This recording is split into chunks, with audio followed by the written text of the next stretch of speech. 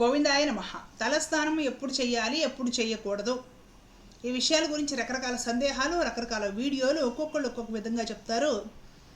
మనం ఏది పాటించాలి, ఏది ఆచరించాలో తెలియదు. ఒకళ్ళు చెప్పింది విందామా అంటే ఇంకొక వీడియో కనపడుతుంది, అందులో పూర్తిగా దీనికి ఆపోజిట్గా ఉంటుంది. జనాల్లో కన్ఫ్యూజన్ వచ్చేస్తుంది. ముఖ్యంగా ఈ తలంటు స్నానాల విషయాల్లో మహిళలకు కాస్త ఆందోళన ఎక్కువ. ఏ వారంలో తలస్నానం చేయాలి, ఈ వారంలో చేయండి, ఈ వారంలో చేయొద్దు అంటే పోలా, అంతటితో ఆగం మనం. ఈరోజు తలస్నానం చేశారంటే లక్ష్మి తుడిచిపెట్టుకుపోతుంది, ఈరోజు తలస్నానం చేశారంటే ప్రణాపాయము, ఈరోజు తలస్నానం చేస్తే భర్త పోతాడు, సౌభాగ్యం పోతుంది, ఈ రోజులో తలస్నానం చేస్తే ఇంటికి హాని, పిల్లలకి హాని, పితృదేవతలు బాధపడతారు. ఇలాగ రకరకాలుగా ఏ రోజు తలస్నానం చేయాలో మహిళలకు అర్థం కాని పరిస్థితి. తలస్నానం గురించి కూలంకషంగా ఈ వీడియోలో తెలుసుకునే ప్రయత్నం చేద్దామండి. ముందు అసలు తలస్నానం అంటే ఏమిటి, అది తెలిస్తే మనం చేస్తుంది ఏమిటో మనకు అర్థమవుతుంది, ఏం చేయాలో కూడా మనకు అర్థమవుతుంది. తలస్నానము అంటే తలంటు స్నానము అని అర్థం. ఇప్పుడు మనం హడావుడిగా షాంపూ చేసుకొని హెయిర్ డ్రైయర్ పెట్టుకొని హీట్ చేసేసుకొని జుట్టు డ్రై చేసుకొని పరిగెడతామే, ఇది తలస్నానం కాదు, తలంటి స్నానము అనేవాళ్ళు అనమాట. తలంటి స్నానానికి ఒక ప్రాసెస్ ఉండేది. మహిళలు పూర్వపు రోజుల్లో జుట్టు కత్తిరించుకునేవాళ్ళు కాదు. అంటే జుట్టు చివర్లు కత్తిరించడము, షార్ట్గా కట్ చేసుకోవడము, జుట్టు విరబోసుకోవడము, ఇప్పుడులాగా హెయిర్ స్టైల్స్ అవి ఏమి లేవన్నమాట. జడ అల్లుకోవాలి. కాస్త నడి వయసు దాటిన మహిళలు అయితే జడని ఒక కొప్పులాగా పెట్టుకొని పువ్వులు అవి చుట్టుకొని జడలకు కూడా కొప్పులకు కూడా పెట్టుకుని, ఆ రోజుల్లో బంగారపు నాగరం బెళ్ళలు ఉండేవన్నమాట. వాటిని కూడా కాస్త ఆస్తోమత వాళ్ళు అవి కూడా ధరించి కేశాలని లేదా తలని అలా జాగ్రత్తగా ఉంచుకుంటారు. ఆ రోజులో అదొక ప్రక్రియ కాబట్టి ఎవ్వరికీ కళ్ళజోడ అవసరం రాలేదు, ఈ తలనొప్పి మాత్రలు వేసుకోవాల్సిన అవసరం రాలేదు, ఇప్పుడులాగా స్పాలు మసాజ్ సెంటర్లకు వెళ్ళి తల ఒళ్ళు తోమించుకోవాల్సిన అవసరము రాలేదు. వాళ్ళు ఏం చేసేవాళ్ళంటే తైల సంస్కారం అంటారనమాట. తైలంతో జుట్టును సంస్కరించుకునేవాళ్ళు అనమాట. ఆడ మగ అందరూ కూడా అనమాట. కొబ్బరి నూనె కానీ లేదంటే ఏదైనా ఆయుర్వేదిక్ తైలాలు వాళ్ళ ఇళ్ళలోనే తయారు చేసేవాళ్ళు అనమాట. జుట్టు పాయలుగా తీసి బాగా జుట్టుకి కూర్చొని ఒకచోట కూర్చొని నూనె రాసుకోవాలి. ఇప్పుడులాగా నుంచొని హడావుడిగా రుద్దుకోవడము, సెల్ ఫోన్లో మాట్లాడుతూ రుద్దుకోవడం, టీవీ చూసుకుంటూ రుద్దుకోవడం కాదు.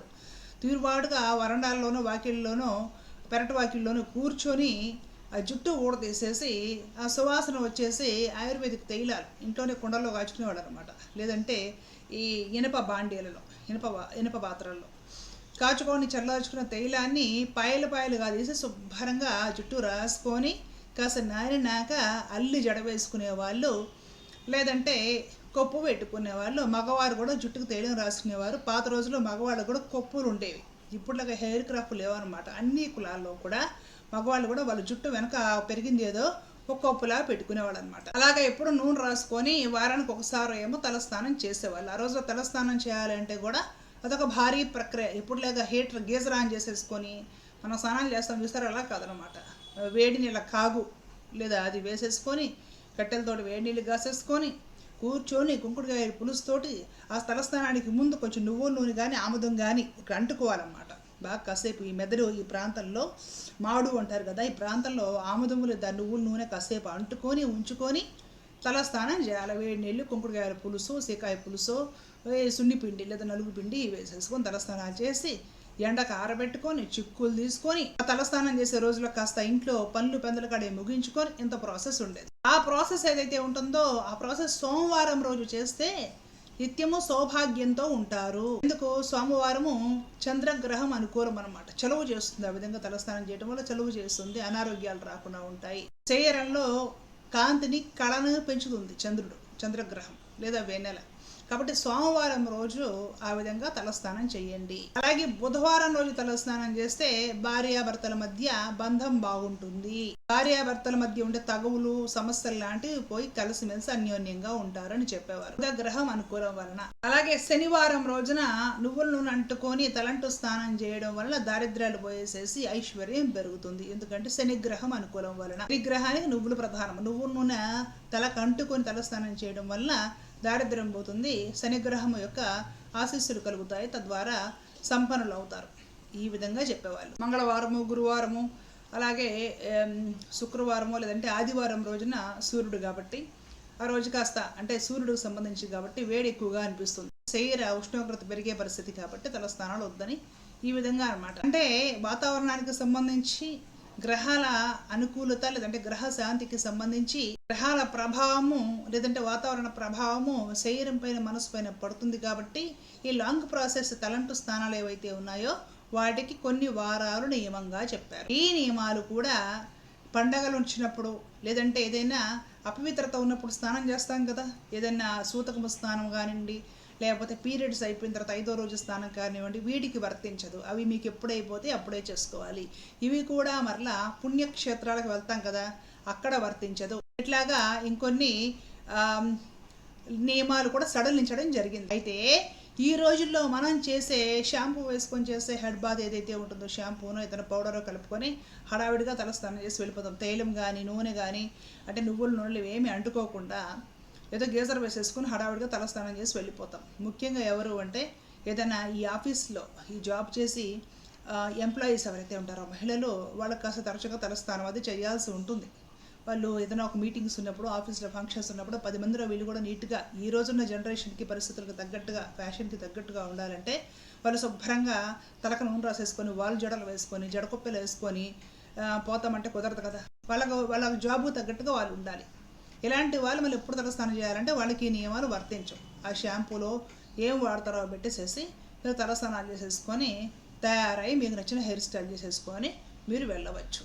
అలాగే ఏదైనా ఫంక్షన్స్ ఉంటాయి. పాత రోజుల్లో అయితే పుట్టింట్లో ఏదైనా శుభకార్యం జరిగితే ఎవరో ఒకరు వచ్చేసి పుట్టింటి తాలూకా వాళ్ళు కబురు చెప్పి వెళ్ళేవాళ్ళు. ఇంకా వీళ్ళు బండి కట్టించుకొని ఇంకా అట్లా అదొక ప్రాసెస్. అంటే శుభకార్యాలకి ఫంక్షన్స్ కూడా తక్కువ అటెండ్ అయ్యే పరిస్థితి ఆ రోజుల్లో. ఇప్పుడు అలా కాదు.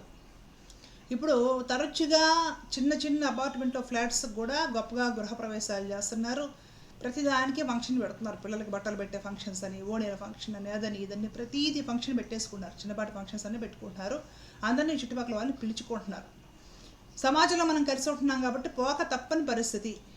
జుట్టుకు నూనె రాసుకొని జుట్టుగా పోలేం కదా. ఫంక్షన్కి పిలిచారు, ఈరోజు ఆదివారం మంగళవారం ఏం చేయాలంటే మీరు వాడే షాంపూలు వాడుతూ మామూలుగానే తలస్నానం చేసేసుకొని కాస్త రెడీ చేసేసి వెళ్ళవచ్చు. ఏమీ కాదు. ఇక్కడ తలస్నానాలు ఈ వారంలో చెయ్యాలి అని తలస్నానాల గురించి చెప్పింది తలంటు స్నానాలు అన్నది గుర్తుపెట్టుకోవాలి. తలంటు స్నానం ప్రక్రియ ప్రాసెస్ వేరు. ఇంతకుముందు మనం చెప్పుకున్నట్లుగా ఇవేంటంటే జస్ట్ హెడ్ బాత్ కింద లెక్క అనమాట. ఒళ్ళు అంటే శరీరం ఎలా తోముకుంటామో అట్లాగే తల కూడా ఏదో షాంపూ తోటి తోమేసుకొని శరీరం సబ్బుతో తోమేసుకొని రెడీ అయ్యి వెళ్ళిపోవడమే అనమాట.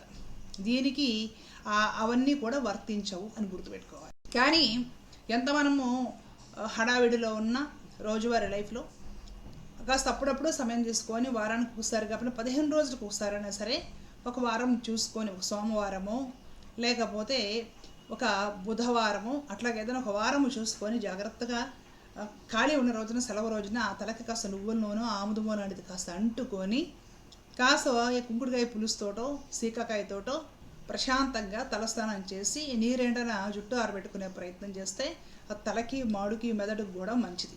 ఎప్పుడైనా 15 రోజులకు ఒకసారనే ఈ విధంగా ప్రయత్నిస్తే మీకు స్పాలకి వాటికి వెళ్ళాల్సిన అవసరం ఉండదు. మిగతా రోజుల్లో మీరు అప్పట్లాగే షాంపూలు అవి ఏం వాడతారో వాటితో తలస్నానం చేస్తే ఈ నియమాలు ఏవి వర్తించవు. ఈ రోజులకు తగ్గట్టుగానే ఉండాలి. పిల్లల విషయంలో అయినా అంతే, మగవారి విషయంలో అయినా అంతే. మగవాళ్ళు అయితే ప్రతిరోజు హెడ్ బాత్ చేస్తున్నా కూడా ఏమీ కాదు. వాళ్ళకి చుట్టు తక్కువగా ఉంటుంది కాబట్టి వెంటనే ఆరిపోతుంది కాబట్టి ఇబ్బంది ఏమీ ఉండదు. ఊరికి హడావిడి పడాల్సిన పని లేదు, ప్రతిదానికి భయపడాల్సిన పని లేదు. అవగాహన కోసం అనేసి వీడియో చేస్తున్నాను. మీకు ఉపయోగపడుతుందని భావిస్తున్నాను. మీ సలహాలు అభిప్రాయాలు కూడా కామెంట్ సెక్షన్లో తెలియజేయగలరు. ధర్మరక్షత రక్షిత. జై శ్రీమన్నారాయణ కృష్ణ.